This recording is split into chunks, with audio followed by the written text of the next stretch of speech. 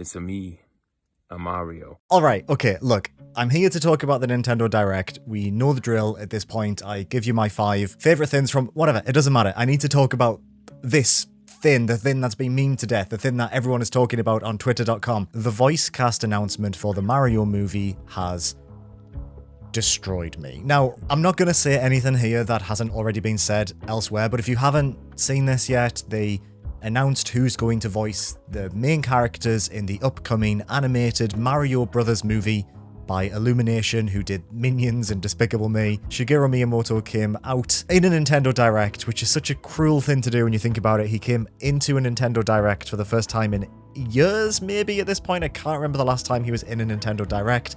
He was wearing a Mario t-shirt, and understandably, I was like, oh cool, Mario Odyssey 2 or some kind of Mario project that he's involved in. Nope, Chris Pratt is voicing Mario in the Mario movie. Why is that a thing? I liked Chris Pratt in Parks and Rec. I thought he was a very good comedy actor. I liked him in the first Guardians of the Galaxy. Since then, Hollywood has smoothed him down into the most generic, actor. What an odd choice. What a really odd choice. The rest of the cast, Charlie Day, Anya Taylor-Joy, Jack Black is Bowser. I don't mind all that. I think they've all got, unique voice styles, and I can picture them as these characters. And then Chris Pratt is Mario. Someone on Twitter, I think it was Chris Schilling, said that he reckons they're going to do a Jumanji, and all of these characters are going to be put into the video game and assume the roles of the characters. And I can really see that happening because all of them are sort of around the same age. You can feasibly look at that voice cast and think to yourself, okay, you can imagine them being a group of friends. But I don't know. I really don't know. I have a feeling it's just going to be all animated, and Mario's just going to be like, hey, it's me, it's Mario. How you doing? I'm a plumber and I've got a job or whatever, and I've got the voice of a man, just a normal man. Obviously, they did announce that the current voice actor of Mario, Charles Martinet, he's going to be in it as surprise characters. I can imagine him being, I can sort of imagine him being Pixel Mario, or different versions of Mario, or maybe Wario or Waluigi. He's going to reprise some roles. I think they'll throw him a bone. I don't think he'll have a major role, but I can imagine him being the Mario voice for different iterations of Mario. Maybe. Look, I don't want to dwell on this because the movie's probably going to be bad. I don't think anyone is oh, this will be the movie that changes everyone's mind about video game movies. But yeah, okay, let's move on. Hi, it's me. I'm back again to talk about a Nintendo Direct, as I do every time. This one was a bit of a surprise. I think I said in my last video that I was expecting them to do a September Direct. This was the general opinion of most commentators on the internet that Nintendo would come back before the end of the year, talk a bit about games that are coming out over the next few months, and then maybe give us a few teasers for stuff that might launch in 2022. And that's exactly what they did. In general, I thought this Nintendo Direct was pretty good. I think it had a lot of stuff for everyone, but a lot of it wasn't for me personally. I think the E3 Direct felt tailor-made for me and my interests as a Nintendo fan, and I felt like this one catered for a different type of Nintendo fan. It had a lot in there that people were very happy about, and I could get secondhand excitement and understand why people were happy with the content of this Nintendo Direct. But for me, the hype train didn't slam directly into my front doors like it did at E3. It passed away in the distance, and I pulled out my handkerchief and did a merry wave to father. So yeah, in general, I think it was good. It was good. It was nice to watch. It was on way too late last night. It was on at 11 p.m, so I watched it in bed and struggled to stay awake because I'm an old man. I don't know why it was on later than usual. Nintendo Direct After Dark. This isn't your daddy's Mario. This one's voiced by Hollywood A-lister Chris Pratt. Alright, let's pull some notes up. So, a few honourable mentions before I get to my list of the top 5 best things that were announced. There was an Animal Crossing, teaser for an actual Animal Crossing Direct. They showed us that Brewster and the cafe will be back, which I think is really exciting. I put down Animal Crossing New Horizons last year and have yet to pick it up again. I've not seen any of the content that they've added, probably since, I don't know, June 2020. So I'm excited to see what they add. It's nice to see that Brewster's back. Hopefully that Direct has a substantial amount of content that'll be coming in, I think they said October, November. I'm game to see what they're adding. I'm sure it'll be really cool, interesting stuff. And who knows, maybe it'll bring me back to the game. It probably won't though. As well as a tease for an Animal Crossing Direct, we got a tease for the final Super Smash Bros. Direct, or whatever you call them, fighter reveal, where Sakurai sits on a chair and makes fun jokes. I do love Sakurai. I think he's a great personality. I have no idea who that last Smash fighter is going to be.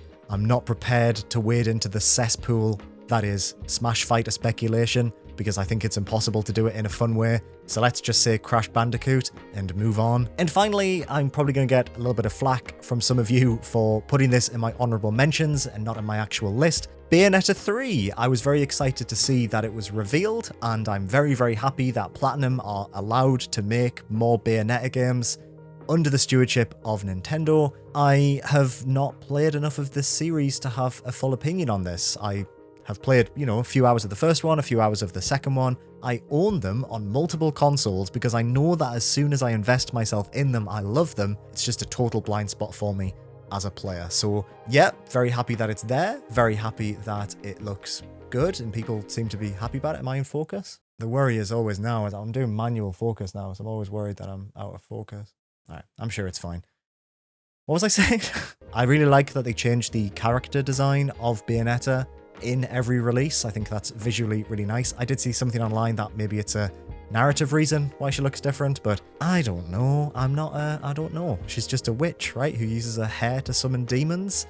It's the full extent of my knowledge of Bayonetta. Did the first game start with someone attending Robotnik from Sonic's funeral? That feels like a thing. I need to play them. I have them on Switch. Maybe I'll try and binge them before this third one comes out. I don't think they're very long, right? The trailer was really fun. I got very excited when I thought it was an Astral Chain sequel because the character from Astral Chain was there, and then obviously it wasn't. It was Bayonetta, and when she appeared, it was like, oh, that's really cool. Like, as a fun reveal to end the show on, I thought it was really nice. Looking forward to it, but need to familiarize myself more with that series in general. Okay, let's get to my list of 5 favorite things.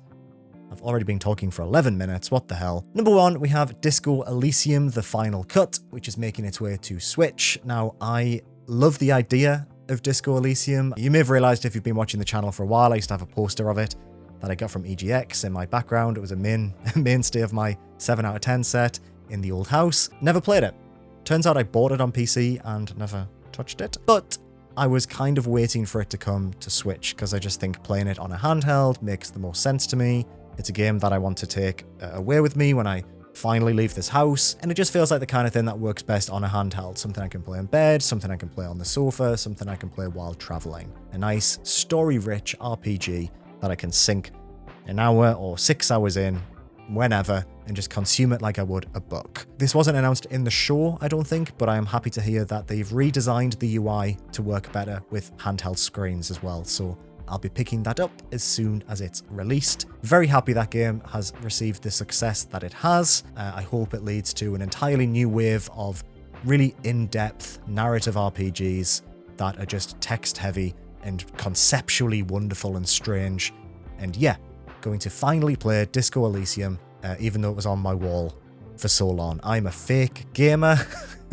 Never forget that. Okay, next we have a brand new game by Nier creator Yoko Taro. It's Voice of Cards, The Isle Dragon Roars. Now, we knew this was coming. It was announced a while ago, but this was the first time we've seen gameplay. It looks fantastic. It looks like a really innovative twist on a classic RPG, as well as a collectible battling card kind of game. I guess it kind of feels a bit like Reigns as well, that Devolver Digital published mobile game. I think it's on Switch as well, where you kind of like use cards to progress a narrative. It seems to have a lot of influences and seems to be really, really interesting. Music sounds like it's from Nier. Clearly Taro's influence is very much there. There's a demo available now. That's out on the 28th of October, and it's also coming to PS4 and PC. It's got turn-based battles. It looks like a traditional JRPG in a lot of ways. It's just being contextualized in this more tactile tabletop way, which I think is a really neat idea. All the art as well is beautiful. Really, really love how it looks visually. Yep, looking forward to that. It's out very, very soon.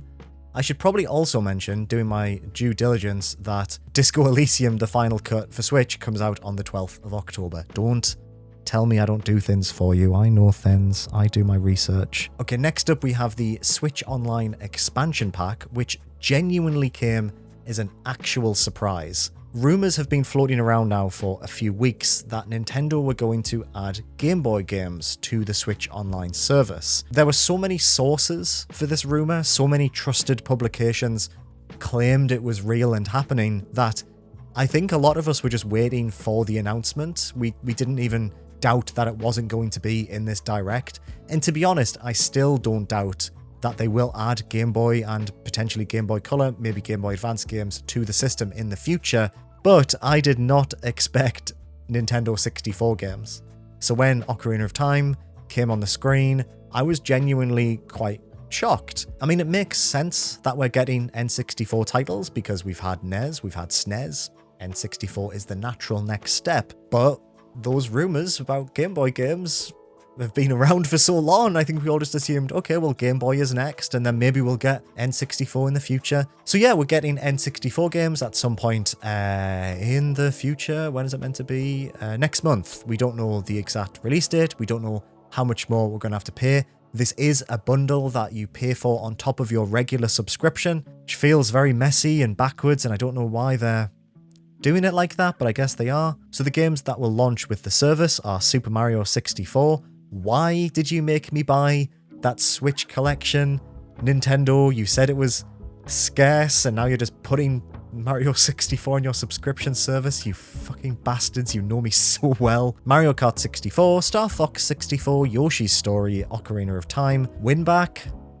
I've never played that, but okay, I guess Winback is one of them. Mario Tennis, Dr. Mario 64, and Sin and Punishment. They also announced that a few additional games will be coming in the future, including Majora's Mask, F-Zero X, which is awesome, that's a great game, Mario Golf, which makes me very happy because the N64 one is one of the best entries in that series, Pokemon Snap, which is great, Kirby 64, never played it, Paper Mario, never played it, and Banjo-Kazooie, which is a game that I have not much affection for, but I'm excited to play it again because I played it on Rare Replay and I really liked it, and it'll be nice to have that on the Switch. Alongside that, they also announced that Genesis games, or Mega Drive if you're a normal person from a normal country, are also coming to the service, and some of those games are pretty good. Sonic 2, Streets of Rage 2, some other ones. I never had a Mega Drive. I understand that Gunstar Heroes is meant to be good, which is great. Again, just Mega Drive was not something I expected to come to the service, but it also makes sense because Sega have such a close relationship with Nintendo. Mega Drive games have always been a part of the virtual console. So yeah, I think this is a fantastic addition. I think having all of Nintendo's back catalogue available as a subscription service, I think is a really good step forward. I think it's something we've all expected, and it's a shame it's taken them 5 years to get to this point. It's something that probably should have been there sooner, I would argue, but then it has a sense of excitement, it has a sense of celebration when these things finally come out. So, you know, I'm happy it's coming. I think that's what I'm trying to say. They are re-releasing the N64 controller. It costs, I think, £40 in the UK, and I think I'm going to buy one. Surprising no one. I like this. I like that they're adding Japan exclusive ones like Sin and Punishment. Hopefully they'll expand this a little bit better. I know people are kind of down on Switch Online. I probably have been in past videos. I forget everything I say in these videos the second I publish them. I really like what's on the NES and the SNES app. Nintendo's history is represented really well. You have the Zeldas, you have the Marios, you have Metroid. Most of the defining games of a platform are present and accounted for, and even just looking at the games that will be on the N64 to start with are following that same pattern. You have Mario, you have Mario Kart, you have Star Fox, you have Zelda, and, you know, we already are getting things like Majora's Mask and F-Zero, so yeah, I think, you know, give it a year, everything you'd expect to be on a service that offers N64 games will be there, and then hopefully we'll also get Game Boy and Game Boy Advance. I don't think we'll ever get GameCube. I don't think it's been long enough yet. I think GameCube games still carry an inherent value that Nintendo can charge for, because we'll get some kind of Wind Waker release probably next year. We've already had Mario Sunshine as part of that bloody collection that I bought like a moron. Really regret that now. I don't reckon we'll get GameCube, but I hope we get up to Game Boy Advance. Maybe we'll get Neo Geo. Maybe we'll get some other systems. I think Dreamcast would be nice. Dreamcast or Saturn would be really nice additions. Just really try and keep that link between Nintendo and Sega. That'd be fun. Yeah, good stuff. Excited to see that coming to the service, and I will pay a little bit more money a month to play games that I own on other platforms because I'm an idiot. Next up, we have Splatoon 3. We saw a very short trailer for this, so I will keep it brief. Splatoon 3 looks like more Splatoon. Its multiplayer looks fun. It can be like a little crab turret, which looks pretty good. It's got a more apocalyptic art style. Its single player has some kind of horrific mammalian? Is that what they were called? Yeah, mammalians. Yeah. Didn't like the design of that. They were like gross, but in a fun way. I did like the design of them. I just mean that they were horrifying. Splatoon 2 has a very underappreciated single player mode. The DLC, the Octo expansion or whatever, was fantastic. Like really tough, interesting uses of that core ink mechanic. And it looks like they're trying to push the single player a little bit more to the forefront in Splatoon 3.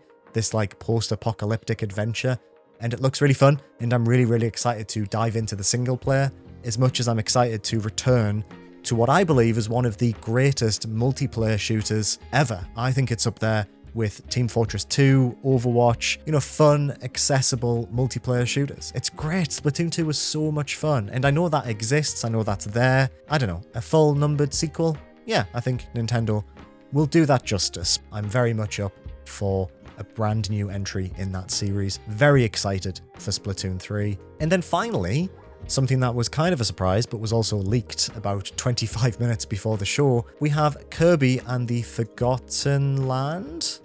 Uh-oh. Every single time I do this, I have to go and just check what these bloody games are called. Kirby and the Forgotten Land. It looks like a full 3D evolution of the Kirby franchise. Now, Kirby games are fine. I think they're completely okay. I've never played a Kirby game that I've fallen in love with. I think they're all perfectly serviceable to average. They're a bit like the Yoshi games in my mind. They just feel the same to me. It's just like not top tier Nintendo. Very much their C or D tier. This just looks like a fantastic 3D platformer, but with the core mechanics of a Kirby game. Inhaling enemies to get their powers, floating around to avoid enemies, the general vibe of a Kirby game, which I think has such a lovely, chunky art style, which is just really appealing and nice to look at. The game has like an apocalyptic industrial style to it, which I think is a really nice contrast to Kirby as a character, this like tiny little colourful pink thing, contrasted with a near automata style city. It is funny to me. I just think it's a really fun thing to contrast against each other. So yeah, that's out next year, next spring, which is very soon. And yeah, into that. I think it looks really nice. Yeah, very much into that as a concept. So that's it. There's my loose thoughts about the September 2021 Nintendo Direct, the one that will go down in infamy as having that fucking screenshot of Chris Pratt as Mario, which is really funny to me. What did you think about the Direct? What was your favorite bit? Let me know. Feed the algorithm, and also I like your comments, so please do let me know what you liked. You can like the video, you can subscribe for more stuff like this, and I will see you very soon. Bye bye.